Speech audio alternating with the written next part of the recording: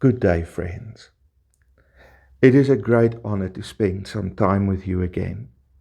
Today we're going to talk about forgiving yourself. Maybe one of the most difficult things to do in your life, because we hold ourselves at a higher level than we do others.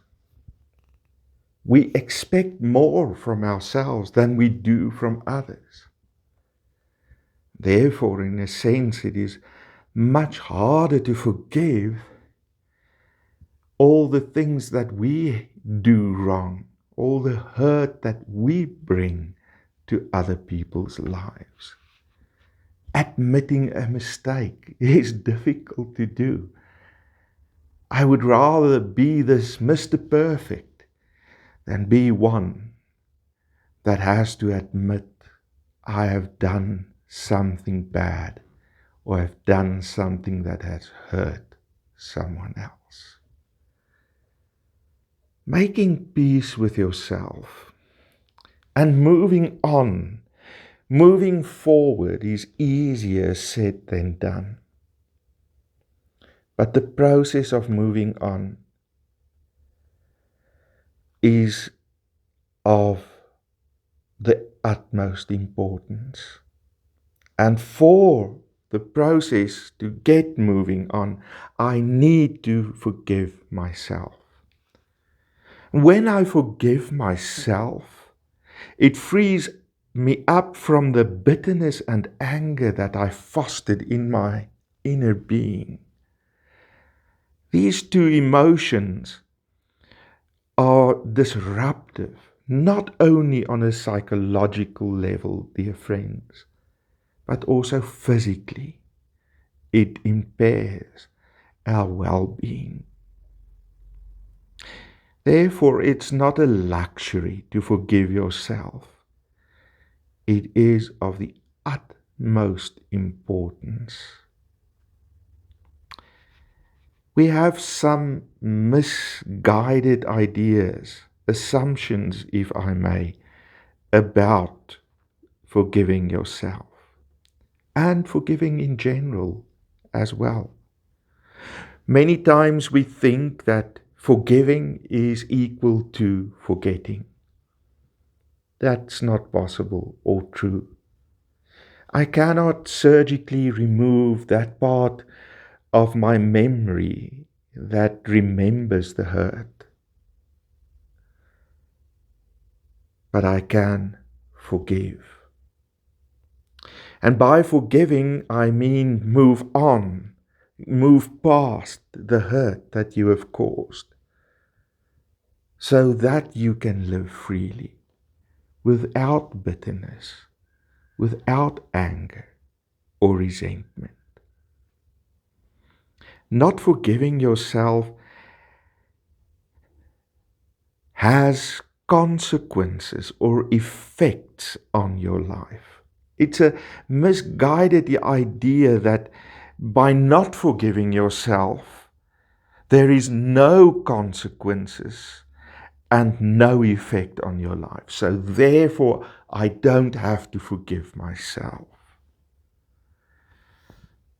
One of the first things that goes awry in our lives is that we have to put up a front all the time that we are okay. And that front is exhausting in many, many ways. It emotionally drains us to be Mr. or Mrs. Perfect all the time.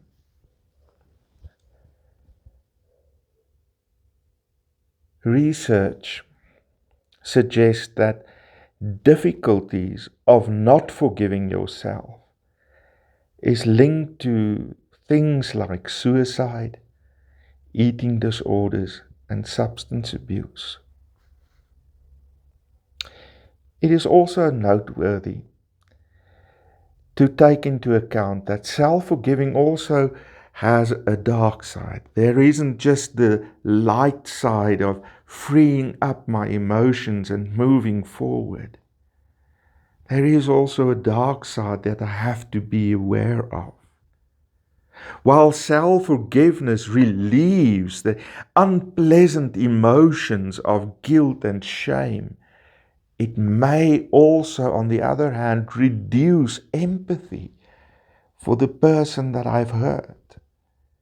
And it impairs my willingness to make amends. Because part of self-forgiveness is having empathy with the other person, the one that I've hurt, and putting in place steps to amend, to make right what I have done wrong. To make right what has hurt the other person. A balance is essential. A balance between guilt and shame on the one hand that helps us to have empathy, and on the other side of letting go of the shame and the guilt. Self-forgiveness does not mean that I justify my deed that I've done. Self-forgiveness does not mean that I say it is okay what I have done. To the contrary, self-forgiveness is taking control over that which hinders your growth in life. It is to take accountability for what you have done. It is a choice that takes courage and strength. It doesn't come from a place of weakness, as many may think. To be able to forgive yourself and others takes courage and strength. Does not come, and it is not a sign of weakness. Forgiving someone becomes hard because the hurt and our reaction has become central to our identity sometimes.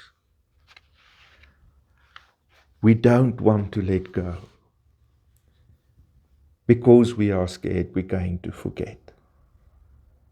We have to hold ourselves to a higher standard, and therefore we must keep this hurt that we have done close to us so that we do not do it again. No matter how hard we may try to forgive ourselves, we continue to beat ourselves up because we believe the story that we have told ourselves over and over, and that we deserve the hurt that we are feeling. To forgive yourself is to let go of that, even if it has become part of your identity. You need to divorce it from who you are, the person you are. You are not the hurt that you have caused others. Many people would say, I'm always doing the wrong thing. I'm always saying the wrong thing. I can do nothing right. Then that hurt, that decision not to forgive yourself has become part of who you are, of the story of your life. We should rather try to identify these beliefs and negative emotions. The moment we can see these beliefs and see them for what they are, and recognize those negative feelings that go with them, we then release and find ourselves in a much better space where we can forgive ourselves.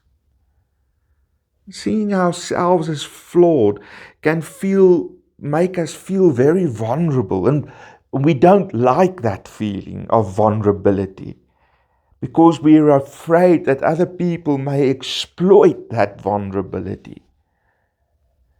And therefore we try our very utmost best not to make mistakes. But if we do, what we then do is hide those mistakes as if it never happened. So there's no need for a sorry, there's no need for amends, because I did not do what I did. You made me do it, or circumstances led me to do that. It's not taking responsibility for the deeds of your life. But to forgive oneself, we first need to admit we blew it. We need to take ownership and acknowledge what we did was wrong and hurtful to someone. Mistakes and failures are part of being human. It is how we grow. It's going to sound strange, but I would say appreciate your mistakes. Many of us don't have loving and trusting relationships with ourselves because we don't love and appreciate who we are because of the mistakes of our past, because of the hurts that we brought to others, because we keep beating up ourselves about our past. You can and you may love yourself and appreciate yourself. That is key to forgiving yourself and letting go of the guilt and the hurt and the shame and having true remorse that leads to making amends of what went wrong. I hope that this little piece of discussion on YouTube can help you. I will leave my cell phone number in the comments below and an email address.